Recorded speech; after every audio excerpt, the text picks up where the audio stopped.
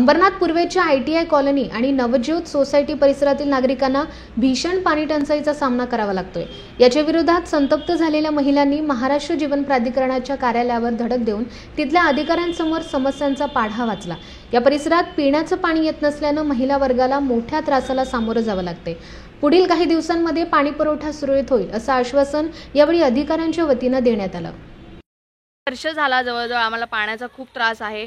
बऱ्याच वेळा त्यांना विनंती करून झाली, इथे वेगवेगळे साहेब चेंज झाले की पुन्हा परत आम्हाला सगळा पाण्याचा प्रॉब्लेम होतोय। आणि आता तर म्हणजे 2-3 महिने झाले फक्त अर्धा तास पाणी आम्हाला येतंय, ते पण कधी-कधी 2-2 दिवस पाणीच येत नाही। त्याच्यामुळे आता आम्ही या साहेबांना येऊन भेटलोय। आता ते म्हणालेत आम्हाला की एक मंगळवार बुधवारपर्यंत तुम्हाला मी सगळं बघून व्यवस्थित सगळं प्रक्रिया करून आणि मंगळवार बुधवारपर्यंत तुम्हाला नियमित पाणी चालू होईल। नवज्योत सोसायटीमध्ये हा प्रश्न पाण्याचा खूप दिवसापासून होतोय, पण आम्हाला वाटलं आज उद्यामध्ये हा सॉल्व्ह होईल। तो सॉल्व्ह झाला नाही, म्हणून आम्ही शांततेचा मोर्चा इथे घेऊन आलो, साहेबांशी बोललो।